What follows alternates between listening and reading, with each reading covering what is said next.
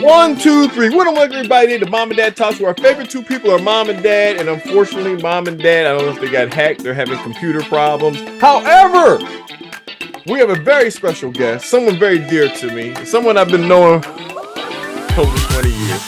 You better put another decade on that, No, man. no, don't do that. Don't do that, Earl. Don't do that, Earl. Don't do that. I'm just saying, man. See, man, we black don't crack. Okay, come on, man. Oh, Don't it do that don't. to It it. don't. If my wife would let me cut this beard, I'd look even younger. So anyway, my man Earl Jones on here, and folks, if you wonder if you can't bounce back from anything, this man has bounced back from so many things. I call him the bounce back queen. I can't. I ain't no queens over Well, here. there ain't no queen. Bounce back king. My man Earl. Lord, it's been a long day. God knows. The So, longer for he's all man. Trust me, he's all man. I wanted to tell him a little better story because, dude, you come back from so many things, man, and you know, and for me, Earl. You're an inspiration to me, man, because the stuff that's happened to you would take most men out, where they just disappear forever. And Earl, you keep on resurrecting. You got a business that's going on. You're doing some stuff, man. You're happy in life right now, man, and you're doing ministry. I mean, I don't even know where to start from, Earl. So we're gonna start wherever you feel comfortable with, because we're gonna bring Earl back on, folks. Because trust me, what you heard today is not even a quarter of what's happened to this man, where he's come from.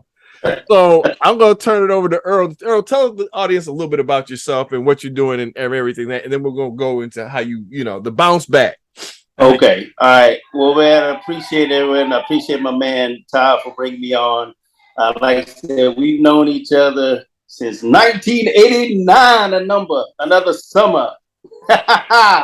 And man, we clicked, man. Him and his cousin Carla, man. It was just all love from the beginning, and I just appreciate this brother and what he's doing. But man, I'm just me. I grew up in Pensacola, Florida. My dad is doing his thing down there. That's his hometown. I'm fourth generation hustler. I say that I'm fourth generation hustler because my great grandfather Henry Pittman was at one point the richest Negro in Pensacola.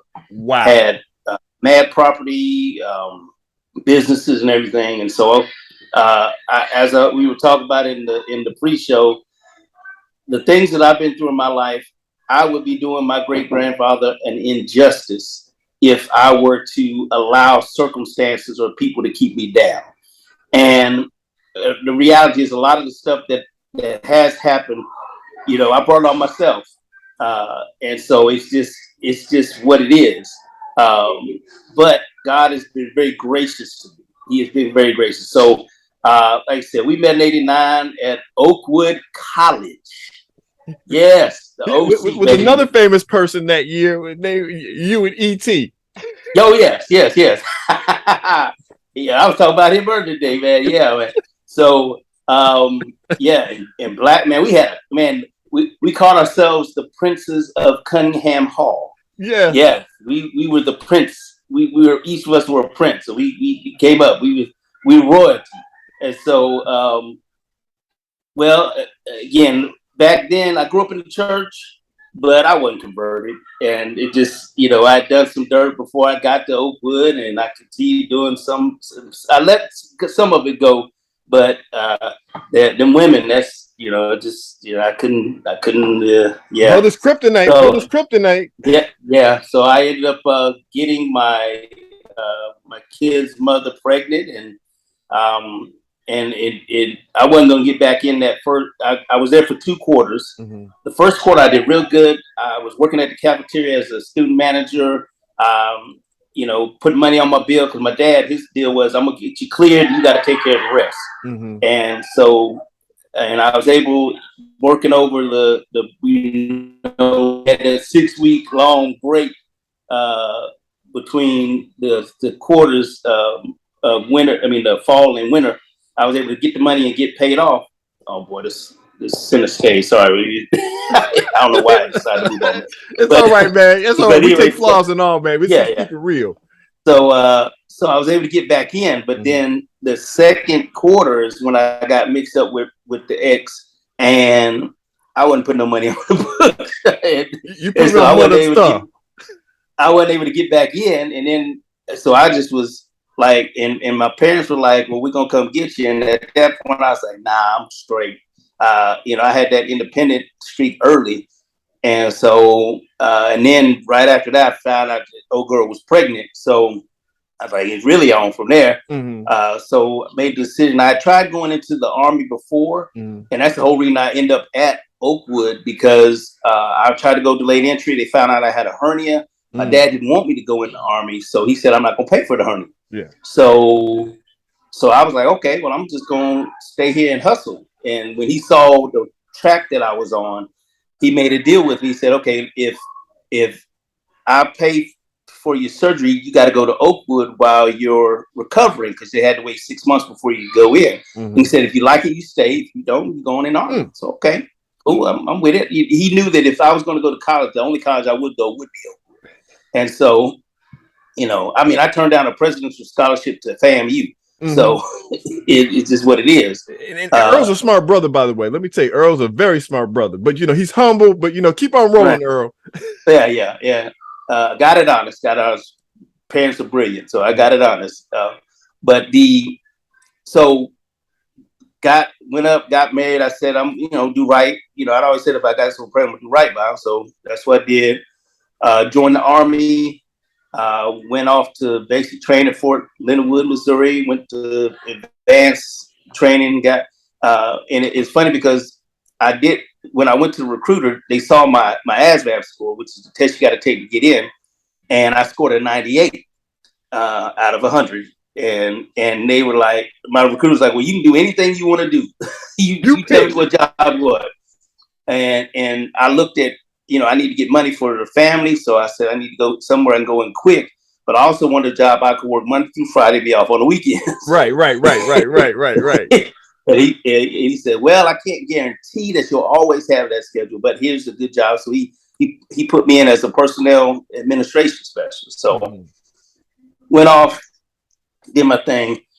Now, mind you, I joined during Desert Shield, and people thought I was crazy because Desert Shield was going on with the ramp up for the first Iraq War. But I was in ROTC. I was always been military minded, reading books about warfare and all this stuff. So my plan was always the military. And so I'm like, well, if I go, I go. If not, whatever. And so went in, and while I was in advanced training, Desert Storm kicked off. Yes. I remember exactly where I was. I was in the mall in Indianapolis. They put an announcement over the loudspeaker. All 4 Benjamin Harrison soldiers need to report back to base immediately. And so went back and got ramped up. And I missed going to Desert Storm by 1 week. The class that graduated before us got deployed. And then they held us over and prepared us for deployment. I got all the shots, got all the paperwork and everything. But then when they saw the ground war was going the way they needed it to go, they said, okay, y'all got to go to your duty stations, which for me meant going to Korea. With the nice suits. I was going. Yeah, yes, sir. I remember that. You came back with some nice suits. Yeah, it's all good, man. Cause that's what it was about, man. And Korea that was another impactful time, because I met a lot of good friends. I got friends that I've been, that I met over there. I still we're friends to this day. Shout out to my man, Bo Miller, and my boy, Paul Jones. We've been friends. We were all in that unit. We had our little quote unquote gang. Over there, it's each company, we rival in other companies, challenging them on the football field. We caught them downrange. We might have to get into a little skirmish or something, it's just what it was. We were young and muscular, so it was today cool. You'd be like, I don't feel like getting hurt today. I ain't recover. But yeah, so and I'm really giving details about this because another key factor in Korea was, growing up, I didn't drink. That's not what we did. But my senior, right before I graduated, we did our senior party, and that's when I was introduced to Boone's Farm. Oh. and Mad Dog 2020. Oh. And so I started doing some drinking. That was a drug. I always, first of all, in high school, I was always the anti-drug guy. I'm Yeah. not messing with your drugs, and I mess with alcohol, blah blah blah. And so even when I did do drinking, I was like, okay, wherever I drink, I'm sleeping, or else I'm riding with somebody who wasn't drinking. And but when I got to Korea, nobody's driving. So on the weekends, if I ain't got no place to go, we turn it up. I mean, it was and the liquor of choice over there is soju. And had one inch. I've only been drunk twice in my entire life. And the one time in Korea, it was we were having a going away party. I'm playing bartender. I'm mixing up all kind of craziness, and bottom line, I had to be helped back to the barracks. But since I was trying to go meet a girl at the club, I tried to get out of. I tried to go down the fire escape from the second floor of the barracks, and my roommates were pulling me in and make some noise. Sergeant came in that didn't like me and called the MPs on me. I had to go to the hospital, and when they drew my blood alcohol after over an hour of having not drunk anything, I was still at a 0.241. Woo! Yeah, 3 times legal limit in most states. Yes. And so, but the funny part was the next morning I get up, I'm moving around, no hangover, no throwing up, none of that. And my roommates were amazed. They were like, "How are you up?" Yeah. Most good men would be like tore up from there. Right, but it just what. And somebody once told me you had a gift. I was like, but it's not something I would do. And I'm thankful that I don't have that addiction tendency, because I stopped drinking that night, and then I didn't drink anything for another 2+ years. And then when I finally decided to stop drinking after I recognized God's call on my life, I never had the withdrawals or anything like that. I just stopped cold turkey and I was done. And so I recognize that that's God's grace. Yeah. Because in there's several steps along the way where I look back and see where he protected me. Yeah. Because although I recognized after I got back from Korea that my short-term memory was shot. The soju has it's a clear potato liquor, tasteless, but it also has formaldehyde in it, and so it affected my memory. Yeah. You realize what I saw that liquor. You realize what formaldehyde is. Yeah. Embalming fluid for animals. Right. Yeah. Oh snap. And so I got that. But God, so many ways. You come to bounce back, King. I've so many. So while in Korea. When I came home on leave from Korea, got my ex pregnant again, so I had 2 beautiful daughters. Yeah. But when I got back to live after and get stationed at Fort McClellan, Alabama, things didn't go well. I was in an abusive relationship, and I wasn't the abuser. Although she tried to twist it around and try to get me in trouble, because although I wasn't an abuser, I ain't no punk, so I ain't gonna just let you hit me. Yeah. Just to be real, and I ain't gonna try to hurt you, but I'm gonna get you off. And so that had to end. We tried separation, came back, violence kicked back up again, had to let it go. And like I said, Earl, I'm gonna bring you back, because folks, this is not even part of the story about Earl. You can see God weaving in your life even after mistake. And folks, let me tell you, man, when I'm serious, when I say Earl needs to write a book, he needs to write a book, because he's my inspiration. So when stuff happens to me, or I jack up or anything like that, I'm sitting up there like, man, praise God for Earl, because his life shows that you don't have to stay where you're at. You just got to keep going there. And Earl, I know, like we're coming up to the minute here, man. I got to bring you back, folks, because he's so inspiring. He's inspiring to me. Earl, can you give our audience a little bit about that whole thing of the bounce back? Give them one thing, because you got a lot more stuff, but give them one thing. Give somebody that's out there that may have inflicted themselves or jacked up themselves of like, man, God can't save me. Give them one thing that they can take from here. Just one right now. We're gonna bring him back, but one thing that they can bounce back, or maybe 2. I don't know.